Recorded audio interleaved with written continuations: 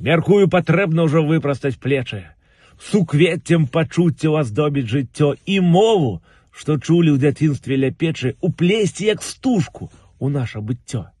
Дазволіць ёй зноўку вітаць нашы ранкі, ласкавым цяплом атуляць вечары, трымаць у спагадзе бацькоўскія ганкі, злучаць між сабою людзей і двары, дазволіць ёй зноўку яднаць нашы думкі, без пэўнай нагоды змякчаць галасы, а смутку знаходзіць такія карункі, якіх не скасуюць дашчэнту часы. За гэта бясконца змагаліся продкі, пра гэта і зараз спяваюць дразды. Я ведаю, смак нашай мовы салодкі, а пах яе глеба ў абдымках зары.